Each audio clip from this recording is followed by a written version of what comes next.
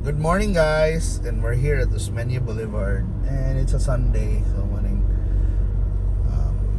In a way, this is the first Sunday after the Great Earthquake. Great Earthquake, the 6.9 magnitude earthquake that happened to Bugoy. We're gonna reflect, and salamat sa Ginoo sa kinabuhi. Salamat sa Ginoo. Maybe safe mo. Salamat na wag yun nagrabihan sa that could have been worse also. Ug pasalamat yun ta sa tanang nitabang, di ba, sa isig Cebuano or isig Katao, the donors from out of town, and also iambo nato tong mga namatay, namatyan, na injure, di ba?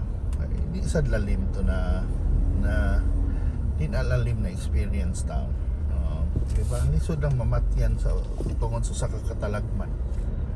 Okay, wala. Masulubo na. It's a very sad time.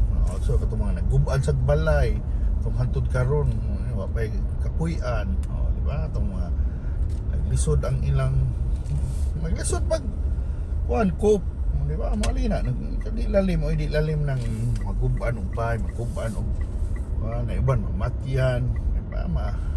It was a traumatic experience, and sometimes mo ingon sa nindot sa ginanay mga ragmarabag na mga psychological help, mga psychiatrist, mga stress debriefing na mahitabo para tabang sa mga tao na in a way may biktima sa linog.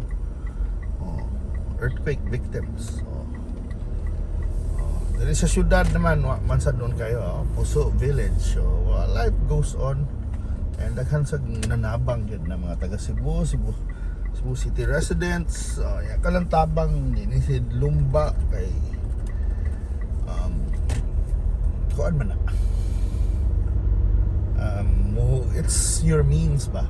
Pan ka to dako na itong mga bantabang na ito naghatag og dugo dako kay itong kamaayo sa ilang anong sabi nito hana suda ni dugo naghatag og ilang oras dito sa kuan. Labi na ito mga estudyante na gahin og oras dito sa relief center.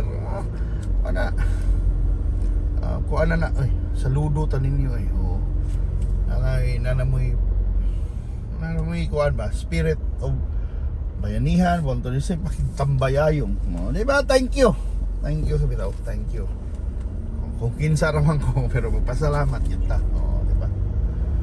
Katong mga sa gobyerno na people are working also tirelessly, sa mga LGU, the volunteers, also nga nagtrabaho sa gobyerno tirelessly na. Sometimes na mga criticism, pero dili na sayo na trabaho. Sayo na kayo mo criticize ba, sayo na kayo mo kuha na mauna, pero dili kuha na, di na lalim na trabaho sa so magpasalamat ihapon ta sa mga nagtrabaho sa gobyerno tirelessly para sa mga katauhan. Yun nakuan sa iyon rapitaw na isaway, criticize, di ba, mag-label mo, sometimes politicized with kayo ni naghihapoy mga trolls tripping mo trolls, so di ba, it's I don't know ano na pero maulagi politika gihapon, gamiton gihapon sa pamulitika, and that's something sad gihapon, di ba? Pero basta in the end tinabangay tan, hopefully maabot na to tanang kinahanglan maabdan na pa. Short ibang lugar din hindi na makakontak sila pamilya, ay kuryente. Hopefully makita ni sila, matagaan o aid, di ba? Tagaan na tong hinabang. And mo na katong speaking sa itong mga kuhan ba na grabe ang traffic, katong sa dalan labi na kita na sige tag drive. Hopefully katong mga padung sa north, sunod lang kita sa linya, matuto ta na mo linya mo pila, dili ta mag counterflow mo taka uberte kaya mag-cause na og mas grabing traffic. Di ba? Kaya kan kay instances na nga na labi na diya magsugod tas Carmen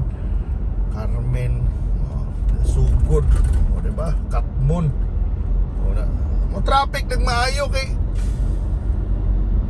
dili man kuhay kakuan man kay una kamay rang daan mahog 2 lanes ra 1 lane. I guess this when comes to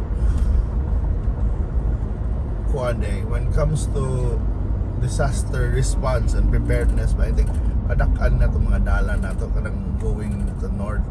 Mana ba? Mana na itong tingali mas mahiting kung maupat na nakalin. Mas dako sa ng gasto pero mas, di ba, mas maayo, mas sayon. Di ba? Pero may na need sa roads, alternative routes na dapat makakonect sa city center towards, northern towns, southern towns, even western towns, na dapat nalay paagi na yung mga alternatibong dalan para paspas ang serbisyo. But is mga masad mo, dili sad in the future kung on a normal time paspas ang serbisyo,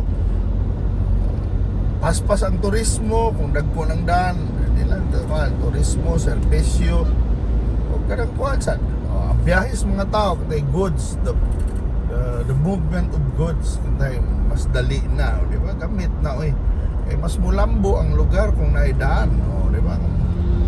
So hopefully mani ato ikuan na ang dalan ma-improve, upgrade, di ba? Ya din gas dili ginakuha ba dili kawaton ang budget sa dalan kana tarong na daan, main na daan, manay point man sometimes take for granted na nila ba yun moabot ang katalagman di na ron kaagi ang tao sa daan kung substandard din yung mga dalan, di ba? Di ba? Kita tatong video na naimanoy na mo ay nagmaso sa mga simento na ukang bilib sa kwarto. Sometimes usahay na ubang tao mo asa makuha sa gobyerno sige syagit asa ng gobyerno, asa ng tabang pero ibang tao na mangita nagpaagi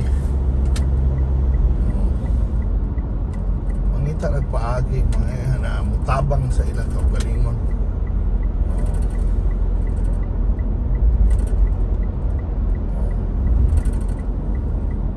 Diba sumaw na atong ikuan eleksyon man nato na usahay kung kaya nato di na sa tamang sige panguan tabang or hinabang, di ba? Tara tagpaagi. So wala atong small lessons lang. Sa Sunday mga G lang kita magpasalamat og padayon tagbuhat sa mga maayong buhaton. Daghang salamat sa mga nanabang atong even sa prayers, di ba? Importante sa ng prayers. So dito kalimot mga G, di ba? Kay mao man atong kuan na lang. Kung di kita katabang, wa kita mga kwarta, wa tay mga kuan, di ba ni? Wa tay oras kunuhay, mga tag natay trabaho, din ampo na to ang tanan. Daghang salamat and thank you so much for watching. Adayon Cebu. Bye.